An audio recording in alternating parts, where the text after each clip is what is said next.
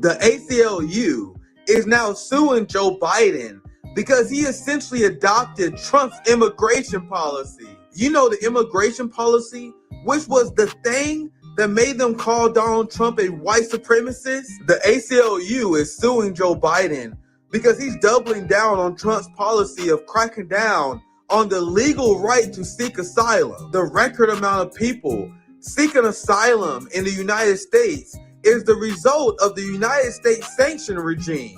The crisis of immigration is the crisis of U.S. imperialism. Many Americans have a hard time understanding this, but there is no neoliberal solution to the immigration problem. I know because we tried it.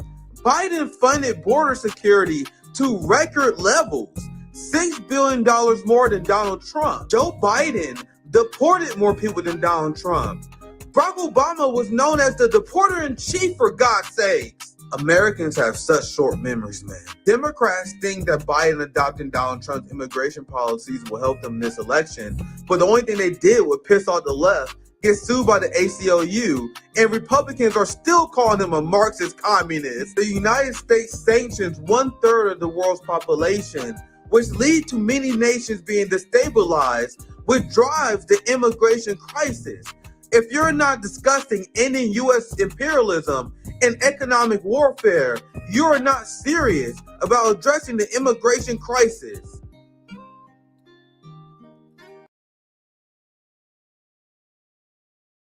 Genocide Joe Biden, on an interview released Tuesday, doubled down on his lie that Israel is not using starvation as a weapon of war. If Israel wasn't using starvation as a tool of war, why do you have to build a failed pier that cost $320 million and only lasted 12 days? Great use of our taxpayer money, by the way. Genocide Joe Biden is repeating this lie even though he has staffers that quit and blew the whistle, explaining how the Biden administration is lying about Israel's use of starvation as a tool of war. The Biden administration literally fired an employee who tried to put a presentation together exposing Israel's use of starvation as a tool of war and their war crimes. Biden administration, truly one of the most depraved administrations that we have seen in modern times. It's getting so bad, we have the Biden administration that outright saying that Israel has the right to target civilians now.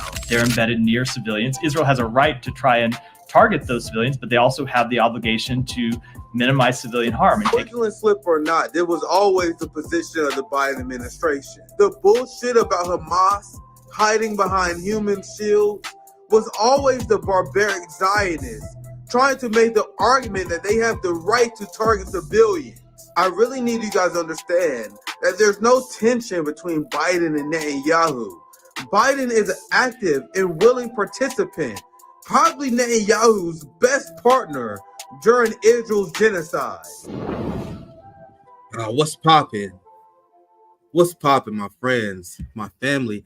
Welcome back. We have a Saturday edition show.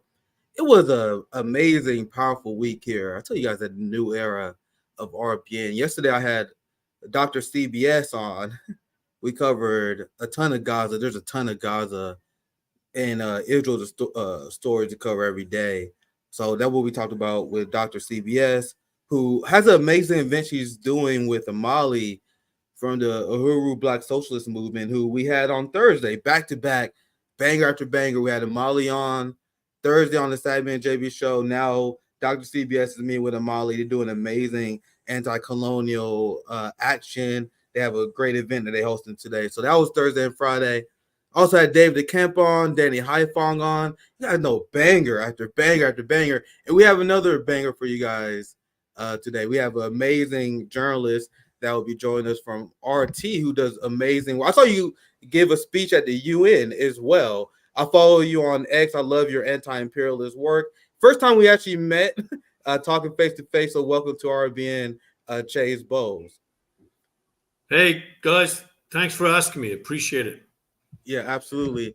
And one thing I was following over the last day or so was the absolute cringe that was D-Day. So you had all these Western countries with Ukraine celebrating D-Day and pretending like there was the ones who defeated the Nazis. And I found it very hilarious because you had Zelensky, someone who is allied with neo-Nazis in Ukraine, now celebrating with the West while they banned Russia from this event when Russia was the country who defeated the Nazis, and they are the country that are currently fighting the newest iteration of the Nazis. And I want to get your thoughts on this, Chay, but I saw this absolute cringe. I want you to reply to this as well, because you had Zelensky who met a D-Day veteran, and in this moment, the liberal media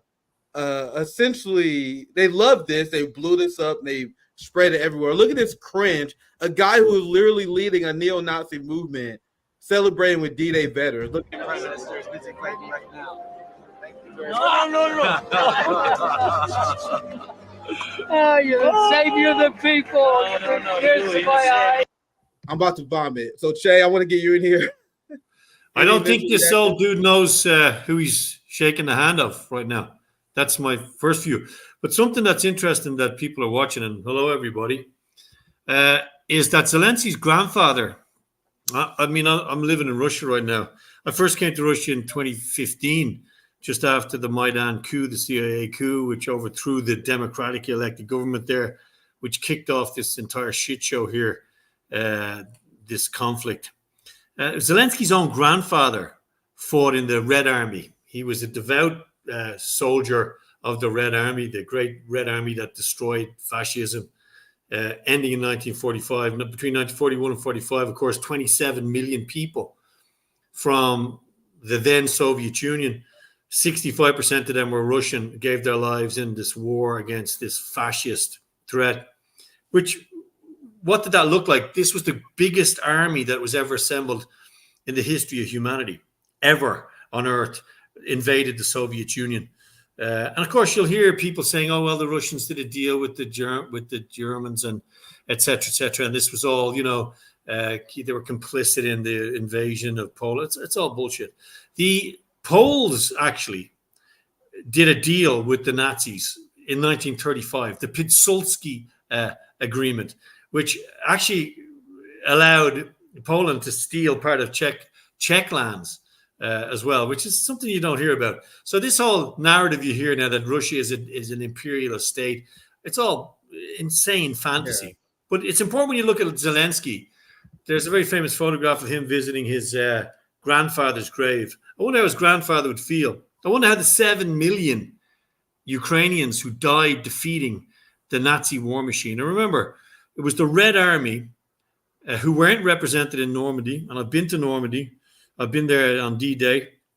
And I've seen these graveyards. And a lot of great men died fighting the Nazis in Normandy. And that's very important that we recognize that we recognize real history, while the fake client media tries to tell us that the Russians weren't essentially the core of the defeat of Nazis. And we shouldn't do that. We should be magnanimous in remembering the men who died on those beaches, the kids from the United States, the teenagers, the boys from England, the Canadians who died. But in reality, it was the Red Army, 60% of which were Russian, that destroyed 75% of the Wehrmacht's fighting power. And that's how you win a war. You win it by destroying the offensive combat capabilities of your enemy. And it was the Red Army that destroyed 75%. The next thing you're going to hear is, Lend-Lease. Lend-Lease. We gave them the tanks. We gave them the trucks. Without the American trucks and oil and material, they would never do it. Lend-Lease, in the most generous appraisal of what the Russians received from the Americans, accounts for about 6 to 7% maximum in any academic assessment of what the contribution was from America and the British. The British also received huge aid from the United States before the US joined the war against the Axis. Remember, they were happy to sit it out. The Americans, with their huge Zionist influence and their huge non-interventionist view, they didn't care about Europe. They didn't care that Britain was fighting alone. They didn't want to join the war. They joined when the Japanese attacked them. So remember that. This wasn't it's like the Beyonce song, Don't tell me you're sorry because you're not. You're only sorry because you got caught. Yeah. They only joined the war because the Japanese, who are now, by the way, their number one ally in the Pacific, in the South China Sea. The clues in the name. What is an American aircraft carrier group doing in the South China Sea? The clues in the name. Like, why are you there?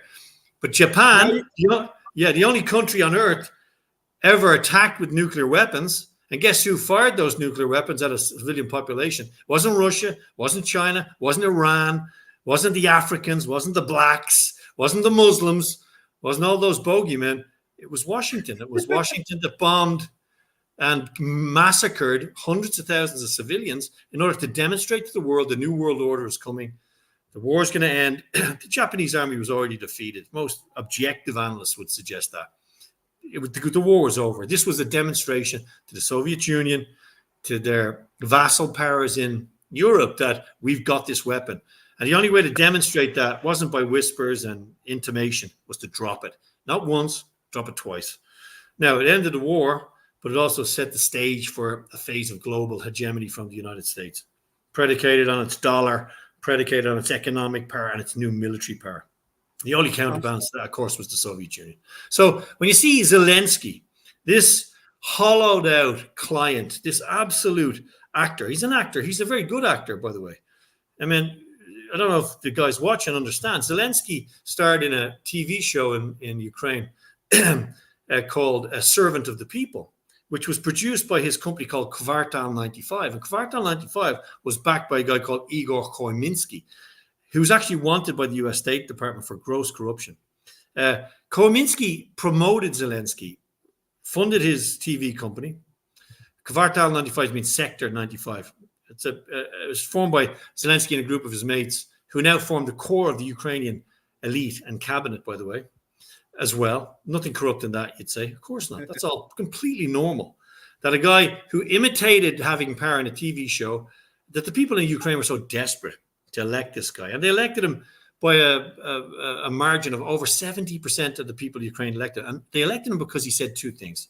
He said he's going to bring an end to corruption and he's going to end the war, which was the most important thing to the people of Ukraine. Now, that was in 2019. In 2023, over 22%, maybe 25% in real terms of Ukrainian territory is occupied by Russia.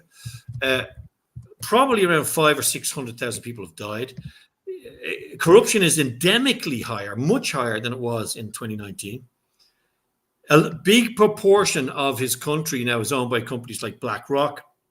It's completely eaten from the inside out by the intelligence services of Britain, United States. And Zelensky is now a completely powerless dictator. He has his mandate as president has passed. And it took Vladimir Putin actually had to say, well, this guy doesn't even have the right to negotiate us. Even if he hadn't banned peace. Remember, the people waving the Ukrainian flags in their profiles need to listen to this. Vladimir Zelensky, and Vladimir Zelensky is his name, not Volodymyr. I mean, this is bullshit. This Vladimir shit. This is utter bullshit.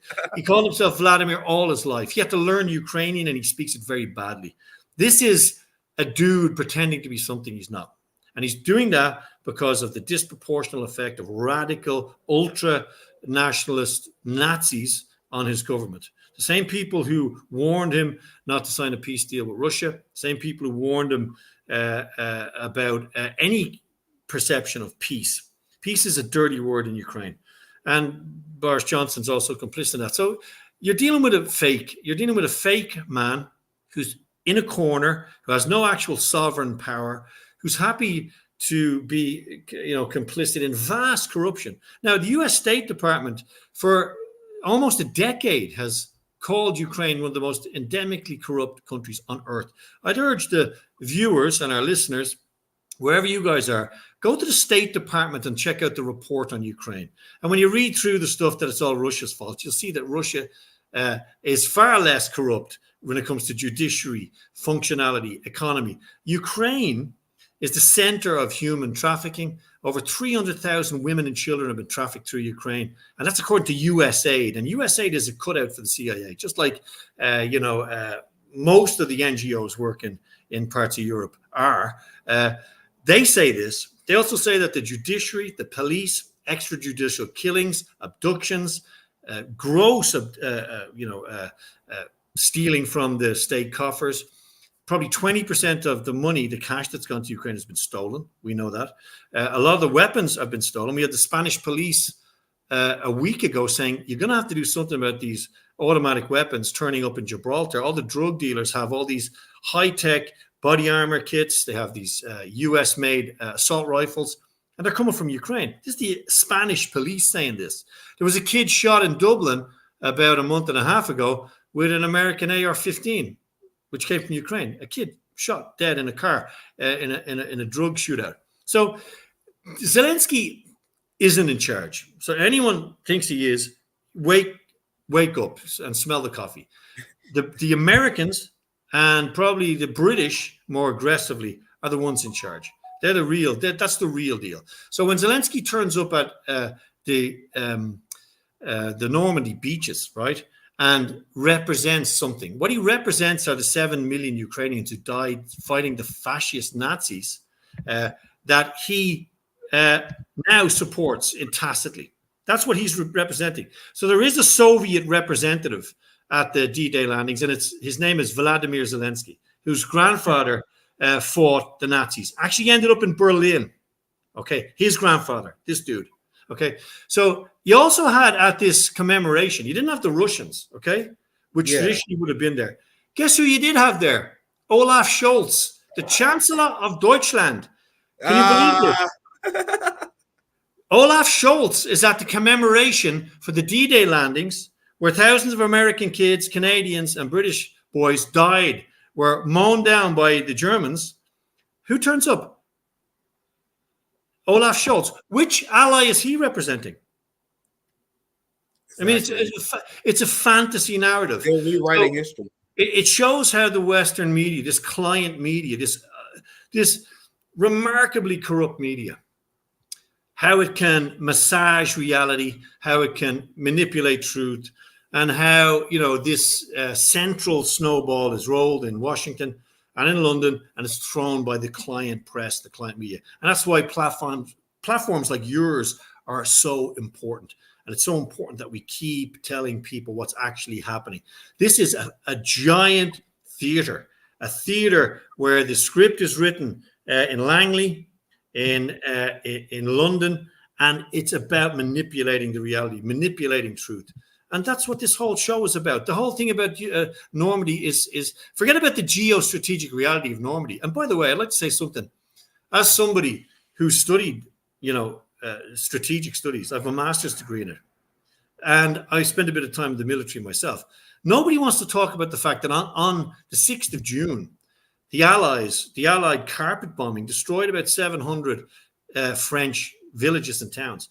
But during the Battle of Normandy, the Americans and British killed more French civilians, 60,000 of them, men, women, children, babies, hospitals, clinics, bakeries, cafes. 60,000 French civilians were killed by the Americans, the British, in the invasion of Normandy, which is twice the amount of French civilians that were killed by the Nazi occupation. Let's not talk about that. That's not a popular point. Let's not talk about that. Yeah. So this is like the same reality that you can't have a Jewish president. There's no Nazis in Ukraine because Zelensky is Jewish, right? There can't be any Nazi. That's like saying there's no racism in the States because Obama was black. Yeah. That's always my comeback. I'm glad you said that because that was always my first comeback. I mean, it's bullshit, right? Yeah. I mean, it's complete bullshit. So the reality of the whole D-Day thing, it's actually interesting that they're stupid enough to sort of use it as a chapter in their propaganda war, because anybody who wants to actually see what D-Day was a front in the war which the Soviets begged the Allies to open again and again and again. But just like Ukraine, just like they're happy to use Ukrainian people as fodder to fight the Russians, to try and destabilize Russia, to inflict this strategic victory on Russia, which it doesn't exist. It hasn't happened. It's a gross failure for Europe, the United States, for the whole Western cabal. It's a failure. Just like now, back then, they were happy to let the Soviets, the Russians, and the 15 Soviet republics who contributed to this massive effort to destroy Nazism. They were happy to let them take on the Nazis, to destroy their combat effectiveness. They were happy to step back. Only in 1944 did the Allies decide to open the front. Why wait so long? Maybe because the Soviets had destroyed the combat capabilities of the Nazis. Nobody can take that away from them here. Every year here I go on May 9th and I go down to Red Square. I'm lucky this year I was on Red Square. I reported on it. This is a source of immense pride. It's a sort of defining element of the Russian ideology, the Russian psyche, is the Great Patriotic War. This massive victory. Forget about the crimes of Stalin. They lost so many people too. The 27 million people. Now, of course, Stalin did terrible things. I mean, this was a terrible period. There were terrible times in the communist period, and as there are in most civilizations, terrible. The American army, by the way, has killed 12 million people since the end of the Second World War. But let's not fucking talk about that either. That's why history always started at Hitler for them. Whenever they talk about evil people, they talk about Hitler, because if they talk about modern history, you had to talk about Henry Kissinger. Yeah, let's not talk about the fact that the two greatest evil empires on earth, the greatest corporate criminals and mass murderers in history, is the British Empire, who very eagerly handed off the baton to their ex-colony, the United States, who took it up after the Second World War. Not because they wanted to give up being king of the evil empires list. It's because the United States, after the Suez Crisis, where Israel, France, and Britain conspired to invade Egypt to illegally take control over the Suez Canal, which is a completely other show if you want to do it. And the United States stepped in with the Soviet Union and said, now sit down, we're going to take it from here. That was the end of Britain as a great imperial power. And same with France. So the reality of what's happened on this global chessboard is quite simple if you actually zoom out from it and you kind of you tune into what the motivations are. And of course, as usual, the motivations are profit, power, control, and influence. The Americans don't care about the Ukrainians. They don't give a shit about them. The British don't care about Ukrainians. They're a giant pain in the ass. That's all it is. It's a huge suck on resources and economy. What they care about is trying to inflict a strategic defeat on Russia, which has completely caved in now. The idea of separating Europe, the industrial engine of Europe, the Germans, from cheap Russian energy has been achieved by the United States. Remember, when the Marshall Plan was developed by the Americans after the destruction of Nazi Germany, essentially by the Russians to a great extent, the idea of the Marshall Plan to rebuild Germany was based on keep the Germans down, keep the Russians out, and keep the Americans in. And now America has 800 military bases across the world. About 130 around the European continent, most of them in Asia Pacific, all over the world. Why do the good guys need so many military bases? Why do the good guys need so many guns? Why does the most peaceful town in the state need so many cops with machine guns? What is that for? And what you very correctly say, these go-to blame me sort of subjects like immigration, like sub-Saharan Africa, the Middle East, all destroyed by post-colonial hegemony, all destroyed by the predation. Thank you for saying. Go ahead. The only reason I don't want to get in a boat and come from the Sahel across the Mediterranean with my 4 kids, spend my life savings to come and stay in a basically a concentration camp in Britain. I don't want to do that. The Irish didn't want to leave Ireland after the Great Famine, which was essentially a genocide by the British. The British exported more wheat, butter, oats, and produce, food from Ireland in the 4 years of our great catastrophe, the Great Famine, than they did in the previous 4 years, the 4 years after. This was a genocide of control. We didn't want to have to leave our countries, our farms, our families, our culture, our language, our heritage, and go to America, which we had to do in our millions. We were driven there by British imperialism. And then, a lot of my countrymen became very eager, cogs in the wheel of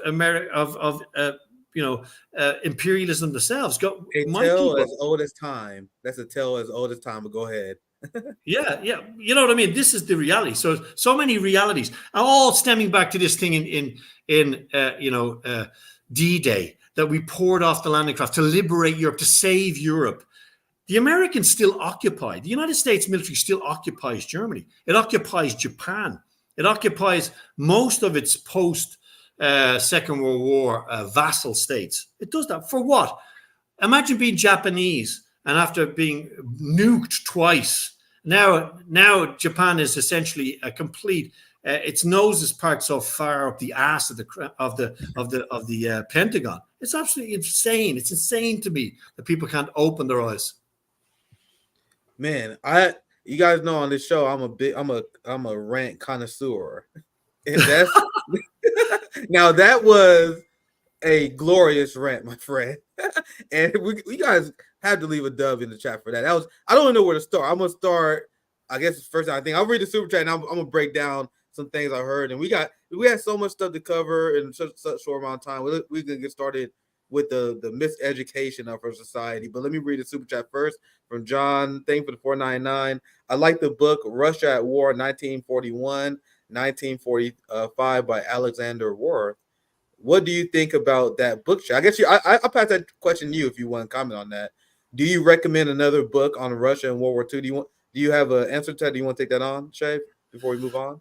Yeah, I mean, look, there's the problem with a lot of Western authors, and this isn't particularly one of them. This is quite a good book. A lot of Western authors write about the war, the war, the Soviet War, the Great Patriotic War, from the perspective of Russia as an enemy. And of course, the victors, and of course, after the collapse of the Soviet Union in 1991, there was a sort of a rush to sort of analyze Russia as a dysfunctional dictatorship under Vladimir Putin, in the aftermath of the Second World War. So you've got to be very aware of that power and money always writes the history. The victors write the history. And so the destruction of the Soviet Union, which I think was a very sad thing in many ways, and I know Vladimir Putin thinks the same thing. I think the Soviet Union didn't collapse. I think the Soviet Union was destroyed. It had to be destroyed because in order for capitalism to persist, which it has done, and I think capitalism is probably by far the most pernicious and dangerous system of economic operation on earth. I mean, socialism, of course, is the most humane one. Communism is the most extreme expression of socialism, if you like. And it wasn't communism itself or socialism that destroyed the Soviet Union. It was the American-led capitalist economic power. And the fact that the Soviet Union had to compete with the American capitalist system in a war, an arms race, and a war for military dominance. Without that, who knows what would have happened. But I think, look, when you're talking about wars, you can read Anthony Beaver, you can read, innumerable great accounts of what happened in the war.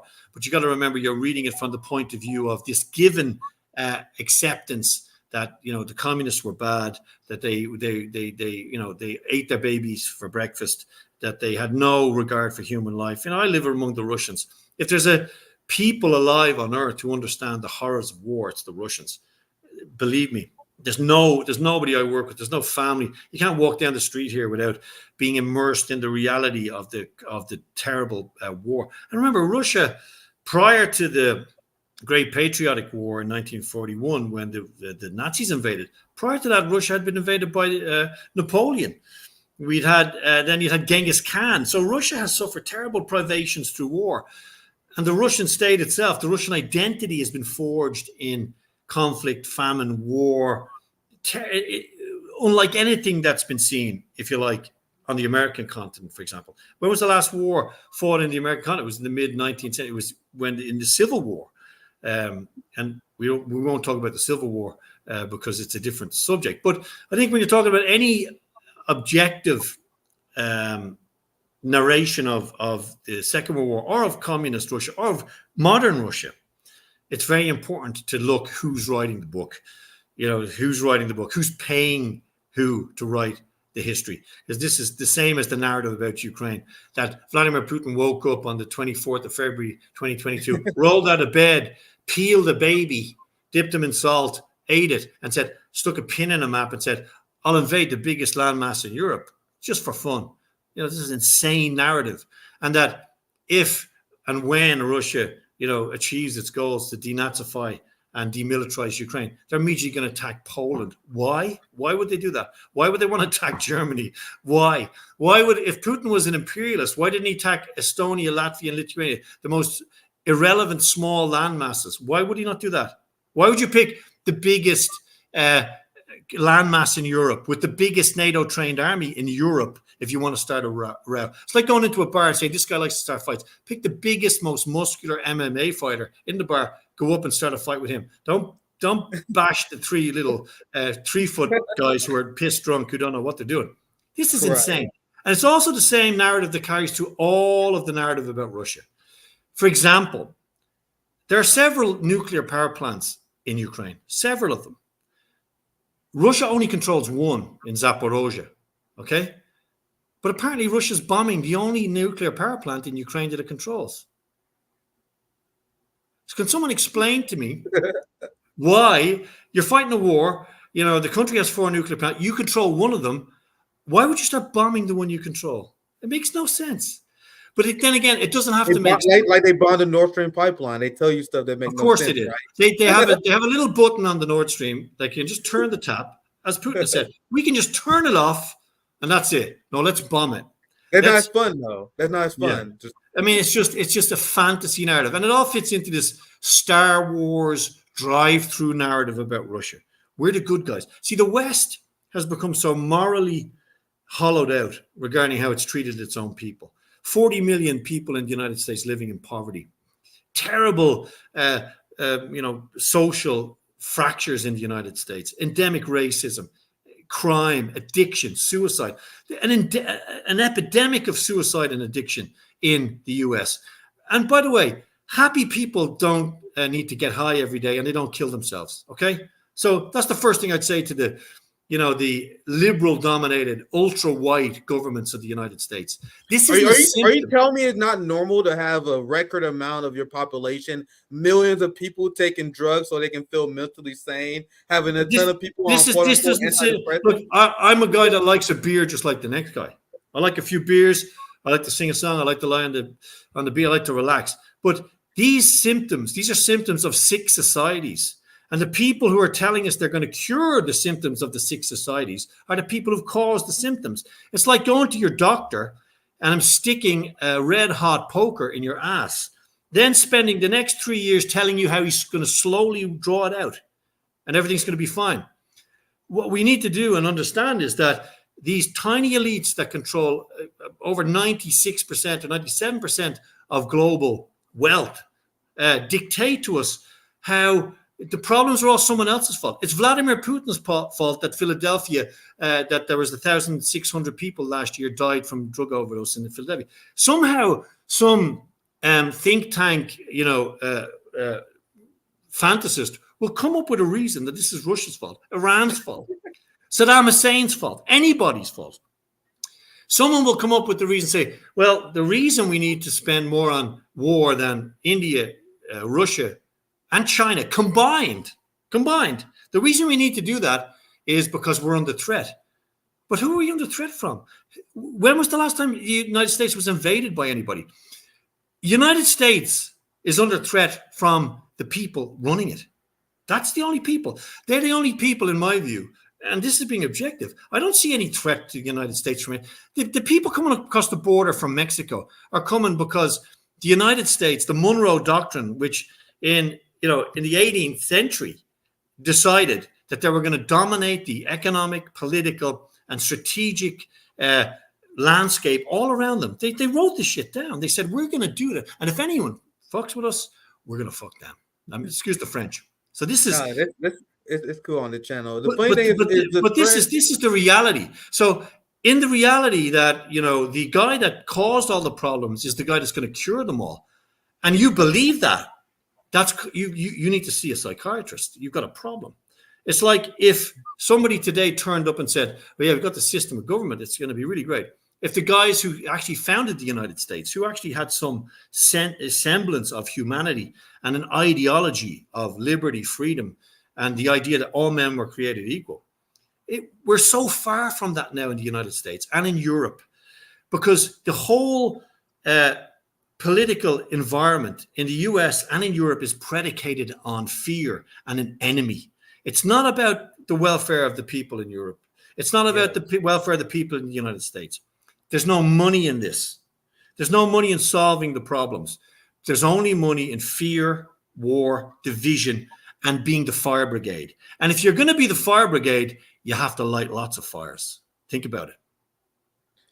The ruling class take advantage of how afraid Americans are. Like, we have police spending in New York that is 3 times higher than North Korea's military budget. If you ranked our police budget in terms of military, we'd be the 3rd highest military, only behind the United States and China. What is Americans so afraid of? Why are we okay with going to war with our neighbor? Let's go to what you were talking about earlier. We have 2 oceans, 2 whole ass oceans protecting us, which is why, to answer your question, why we never victims of invasions. We're in a very lucky spot in terms of geography, where we got natural defenses being the oceans. The only thing that puts the United States at threat is United States foreign policy. Now, if I wanted to get specific about it, it'd be Israel. Like, you have people who said their anti-American sentiments come from American support of Israel. They come from United States bases illegally occupying other countries. So the only quote-unquote threat to America, to answer your question, is United States foreign policy. Mm-hmm. That's threatened the life of Americans overseas, the same way that Zionism threatened Jewish lives all around the world. Something else I want to get to, because there's so much things I want to break down in the glorious rants you're blessing us with today, is I'm a victim of American miseducation. I'll just start there, where they just tell you stuff that inherently made no sense. As someone who was a teenager who grew up in American public schools, I assumed that Americans defeated the Nazis. Like, the narrative that was told to us that Europe was on the ropes, everyone was on the ropes, and then America come in and then we save the day. I'm like, oh man, America defeated the Nazis. They'll tell you stuff, ridiculous stuff like MLK was the good one who advocated peace. White people liked him, even though he was dreadfully despised at the time. While also telling us that Malcolm X is one of the bad ones. Don't listen to Malcolm X. Malcolm X is the bad one. MLK is the good one. They won't listen. They also tell you that the Native Americans, indigenous Americans, got along with their colonizers. And if only they was more accommodating to their European neighbors, their whole genocide thing wouldn't have happened. They were asking for it. They were like that chick in the short skirt. She was asking for it. This is the attitude. This is the attitude. Yeah, I didn't mean to interrupt, but I promise to God, that's the narrative that they told you growing up. If only the goddamn indigenous people just went along.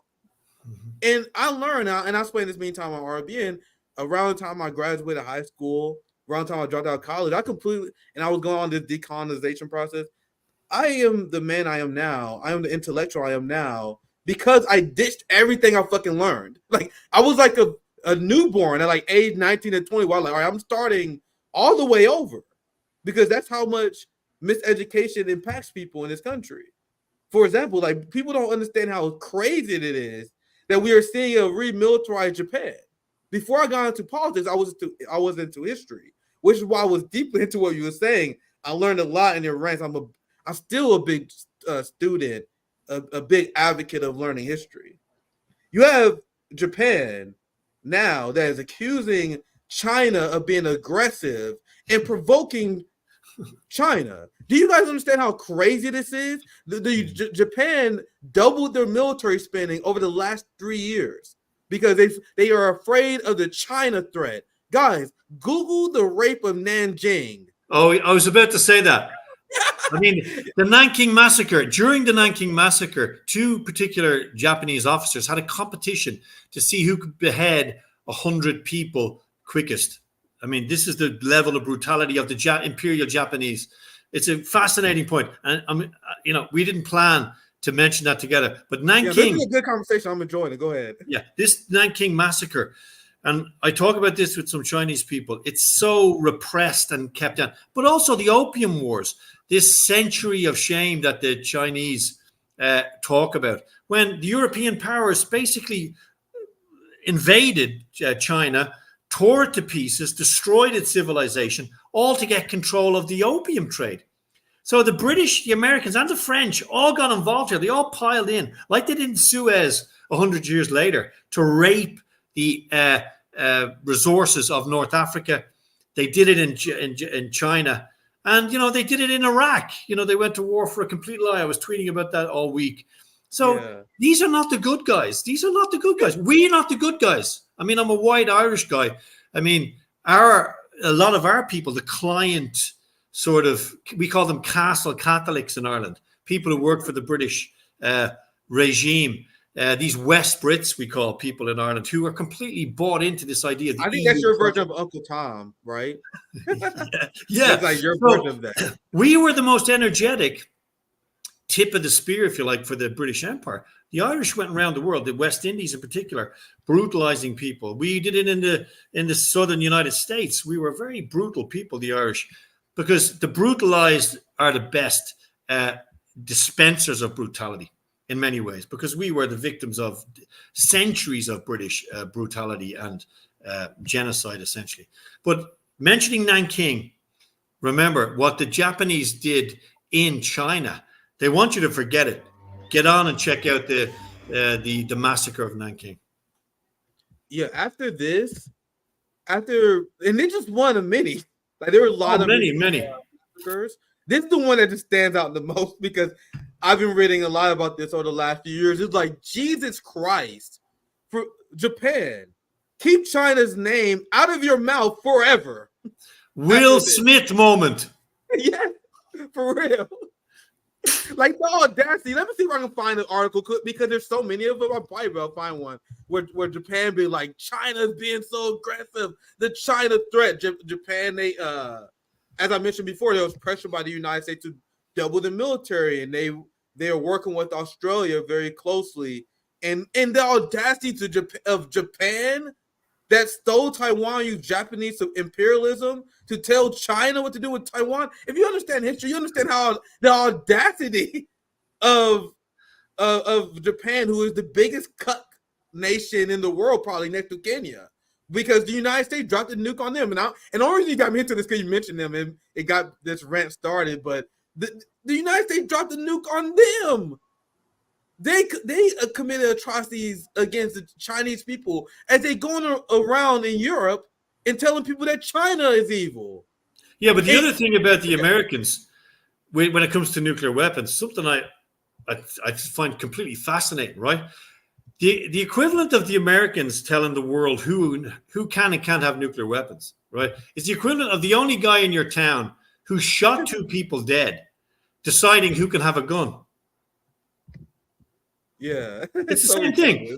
So the only country on earth who's ever dropped a nuclear weapon on a civilian population now decides who gets to have one. It's crazy, right? And that's why they're mad at North Korea, because Kim Jong-un and the North Korean regime did a smart thing they did by. Well, North Korea would not exist if they didn't have a nuclear weapon. Exactly. And likewise, Israel may not exist if it didn't have a nuclear weapon. But we all have to pretend Israel doesn't have a nuclear weapon, even though everybody knows Israel has nuclear weapons. And, we're obsessed now at the moment with Vladimir Putin's going to nuke somebody. Vladimir Putin's never threatened to nuke anybody. I mean, I saw a French journalist yesterday asking him a question. Why do you keep saying you're going to nuke people? And he said, why did you bring it up? I didn't mention nukes. He kind of goes, which is the reality. The Russians have a doctrine about nuclear weapons, okay? And by the way, the Russians do have the most advanced and the most nuclear weapons on Earth. The Russians could, would win a nuclear confrontation if anybody could win it, even to suggest somebody winning it. There's no winner, of course, but there's no way out of it once you begin this cascade of events that would start a nuclear war.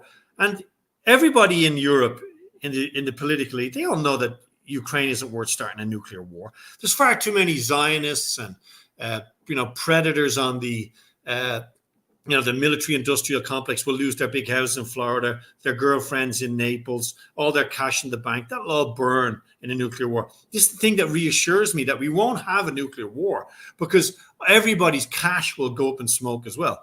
So This, in some ways, I think people are so greedy in the elites that they'd never allow a situation where this war would actually begin, because there is no winner. It's insane. But Putin has never threatened a nuclear weapon. He actually said in St. Petersburg over the last couple of years, he said, we don't need to use a nuclear weapon in Ukraine. We're winning the war, basically. And they are winning the war. And they're winning the war slowly because they're not doing what the Israelis are doing in Gaza. They're not doing that. That's why people say, why is it taking Russia so long to defeat Ukraine? That's because the Russians consider Ukraine to be a brotherly people. Most people I know here in Russia consider the Ukrainians to be like the Scots and the Irish, two African nations very closely related in history and culture to European. They don't consider Ukraine their enemy. They consider Ukraine as a vassal state that's been hollowed out by the West and is now being used as a Trojan horse to destroy Russia, and it's failing terribly. And this guy, Steve Rosenberg, is an awful asshole. I want to get more info on that, but the West is filled with, on your point, the West is filled with monsters. And I spent on RBN, we haven't won a war in modern history. The United States, we don't win wars. We don't accomplish our objectives. We commit atrocities and we kill people. So you understand, they viewed Russia's military action in Ukraine through those lenses. So when they saw Russia go to Ukraine and they didn't commit mass atrocities, the same way we committed in Vietnam, the same way we committed in Iraq, the same thing that Israel is doing to Gaza right now. So they saw Russia not do that. And they view that as a loss. They're like, wait, you guys didn't murder everybody? It's a weakness. It's a weakness. Yeah. And I think that's a fascinating point. It's a great point because, again, living here in Russia, and I don't know how many Westerners you'll hear talking about the experience of living here. I haven't met anybody in Russia. Now, I've been in trains with soldiers. I've been in towns that are getting bombed by the Ukrainians. I've been with the refugees. I've got that experience of being among these people. I've never met anybody who actually said, we hate Ukraine. We hate Ukrainians. What they hate, and the Russian people are far more educated about the realities, the mechanisms of this conflict. Who's behind it? The reality of the Maidan coup in 2014, when the democratically elected government of Viktor Yanukovych, he was an imperfect guy, as many leaders are imperfect, as we know. Okay, Europe, the United States. Yanukovych was legitimately elected, but he was overthrown. That his government was overthrown by a CIA-backed coup. We heard Victoria Nuland picking the new government on a phone call, which was leaked. We heard her actually picking who would be the new prime minister. I mean, this is the level, the granular level of U.S. involvement in the destabilization of Ukraine. Now, remember, the Americans have been trying to destabilize Ukraine, not since 2006, 2014. The Americans began to destabilize the Ukrainian Soviet Socialist Republic in 1945, basically. They started to fund people like Stepan Bandera, a mass killer, a Nazi collaborator, Roman Shukevich, the OUN and the UPA, two radical, far-right, racist groups. They were funded and given weapons, arms and money and intelligence by the CIA. Operation Paperclip, Operation Red Sox, Operation Aerodynamic, all funded these groups in an attempt to destabilize the Ukrainian Soviet Socialist Republic and peel it away from Russian influence. Now, they were defeated. It was a catastrophe. But the American project to destabilize Ukraine and to cause this rift in the family, if you like, has been a long-term, and it's decades old. So this is the culmination of it. But the problem is they misjudged the reaction of Russia. They thought, we can destabilize Ukraine. We can peel it away. We can agitate for a conflict with Russia, which will bleed Russia dry, bleed Russia pale. Instead, they created a mega power. They've emboldened Russia. They've inoculated the Russian economy against sanctions. They have like the fourth largest economy now, right? Well, the Russian economy now is completely intrinsic. It doesn't need anything from anywhere. It's got everything. The Chinese need Russian energy. Russia's the biggest energy superpower on Earth. It's got more energy reserves than anyone on Earth. It's the biggest landmass on Earth. It's got 150 million people. China needs energy. Russia needs technology and mass manufacturing. China is the biggest manufacturing economy on planet Earth.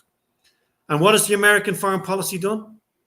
It's welded these two giants together. Now, remember, Russia and China had historical difficulties in Manchuria. They've had territorial disputes, which have all been forgotten now, because the enemy of my enemy is my friend. Russia sees what's happening in Taiwan. China sees what's happening in Ukraine. It's failed.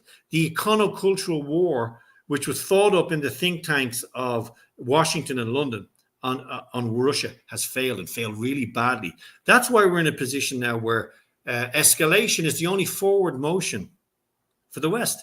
The only other option for the West is to say, we got it really wrong. We screwed up. We're sorry. Let's settle this conflict. Let's send the UN in along a line of control. Let's cede this territory with plebiscites and referendums, Crimea. Let's do it all internationally. Let's do what we did in Cyprus. Let's do it. It's over. The war's over. No more killing. Let's rebuild Ukraine. Let's make it a non-NATO, a non-Russian zone. Let's do the best thing for the Ukrainian people. This is if the British and Americans cared about the Ukrainian people, nobody would be dead. They would have spent a fraction of the hundreds of billions of dollars they spent on weapons, most of which have been destroyed or stolen. A lot of the stuff has been stolen, and the cash has definitely been stolen. They would have spent a fraction on that to end this conflict on the basis of the Minsk Accords, Minsk 1 and 2, which accepted, the Ukrainians accepted, the Germans, the French, and the British all accepted that these regions in the east of Ukraine, Donbass, Luhansk, Zaporozhye, and Crimea, accepted that the people there wanted to remain associated with Russia. They accepted it. But when it comes to Russian voices saying we want our democratic will expressed, when it comes to that, nobody hears it. When it comes to the Kosovans in Serbia, everyone hears it. When it comes to, we're going to be greeted as liberators in Iraq after invading on the basis of a lie, everybody hears it. When it comes to, the poor Ukrainians who are without sin, invaded for no reason after bombing Donbass and Lugansk, after massacring their own people for a decade, using fighter jets to fire rockets at them, bombing them. 14 or 15,000 people died in 10 years in Ukraine, in Donbass, in shelling on both sides. And nobody noticed. Nobody cared. It only happened on 24th of February, 2022. The world began on that date, just like it began when Malcolm X advocated for armed resistance against the apartheid state. That's when the movement for black justice began, when the bad guy emerged. It didn't start with the brutal oppression of African Americans for nearly 2 centuries. Nothing begins there. It begins where we choose, on the date we choose. We keep kicking the dog until he bites us, and the whole history begins with the bite. Yeah, and I deeply appreciate this education lesson, my friend. We definitely got to do this again. We're going to wrap up here soon because I don't want to take too much of your time. But you guys see the miseducation that we are discussing. I think this was a very educational episode here. There are a lot of people in the West that is confused about who actually defeated the Nazis, which is why you saw a veteran hug fucking Zelensky. and I don't want to be mean to that person. He's very old. He may be not as mentally sharp as he used to be. Maybe a victim of propaganda. I try to take it easy on victims of propaganda. But you guys see here, this is what that person is not like a outlier. Who did the most to defeat Nazi Germany? Yeah. I thought you tweeted this. I thought it was McDonald's. I'm surprised McDonald's isn't up there.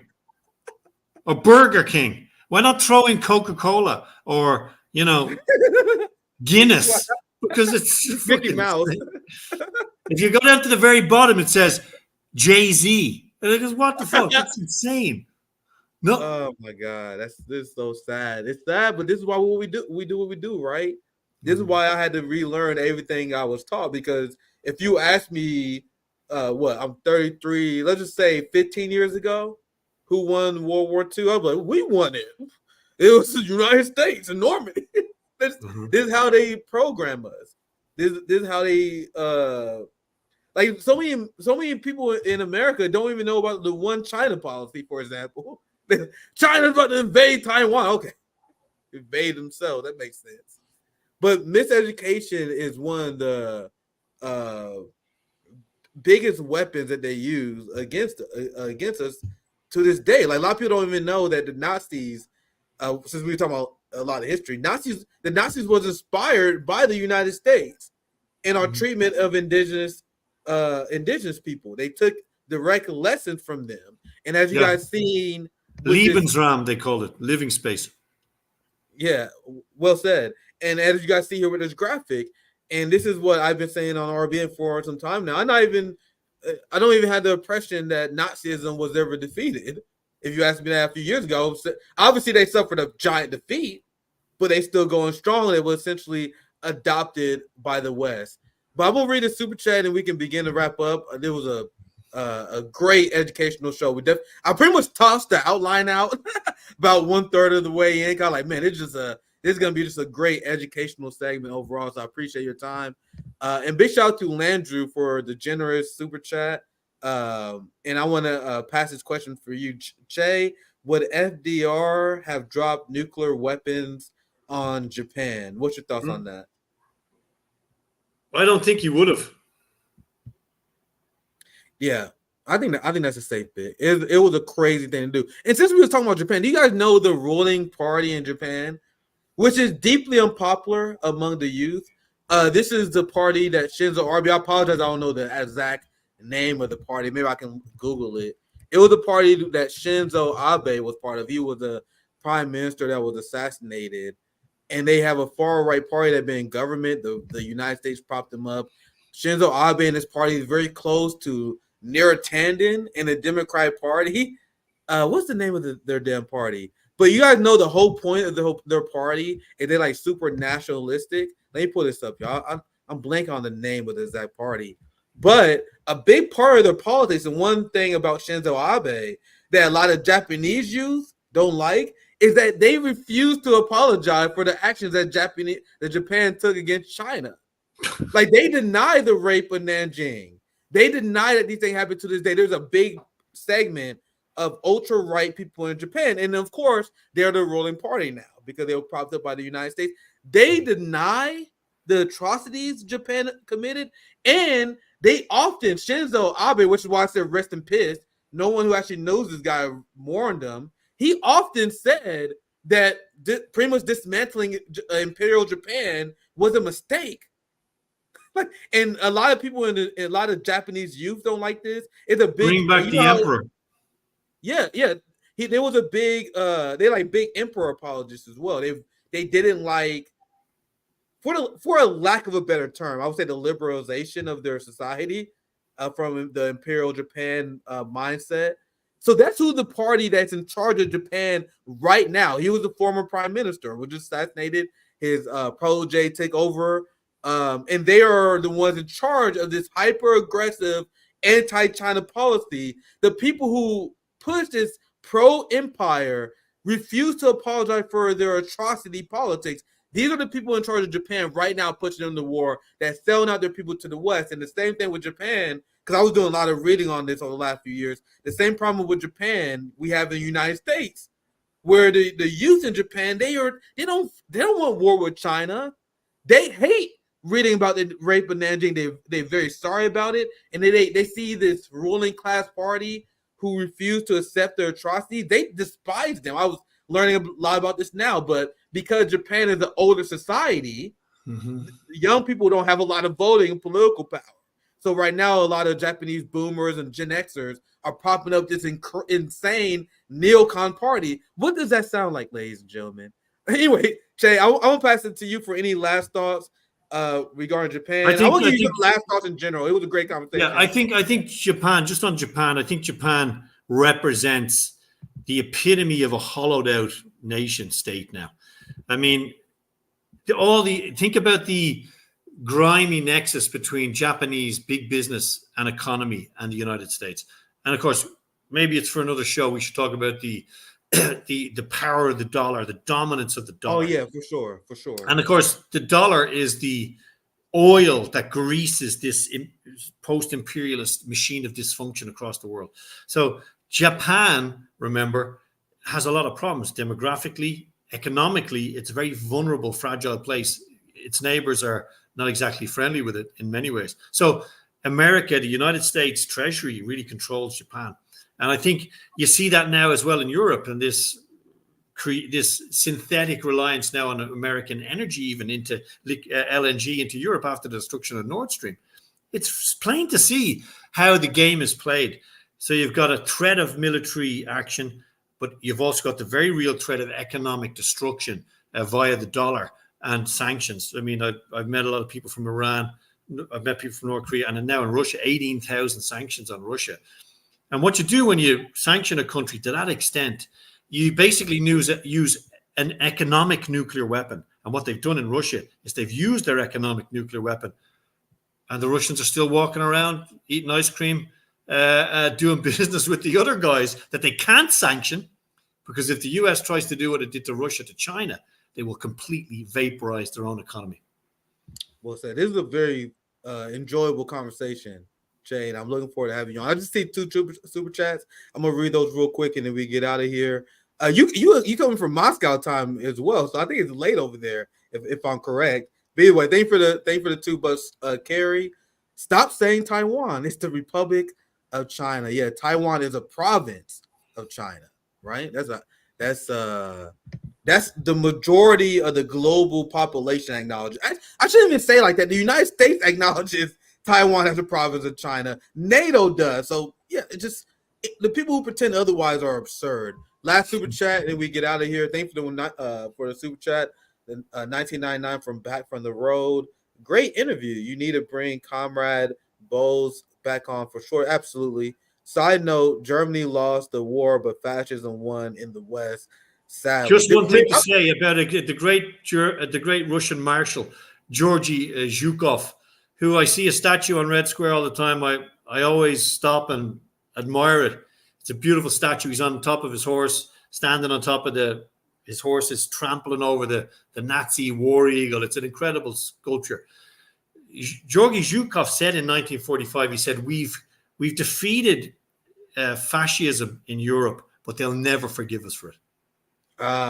What a great quote to end it on. And we can do like whole shows on history damn near alone, let alone current events. I'm a big fan and student of history, like many people in our audiences, which is why we appreciate your contribution. You join us today. I'm gonna give you an opportunity to shout out and then make sure you guys follow them. I think that's your handle that on the screen. Yeah, that's my Twitter. My Twitter's the main place I do. I have a Telegram, Irishman in Russia, and The Islander as well is a great Telegram channel. The Islander, it's run by Jerry Nolan, a friend of mine. He's a great guy. And we have a website too. Anyone wants to send us anything they'd like to publish, we'd be delighted to talk to you.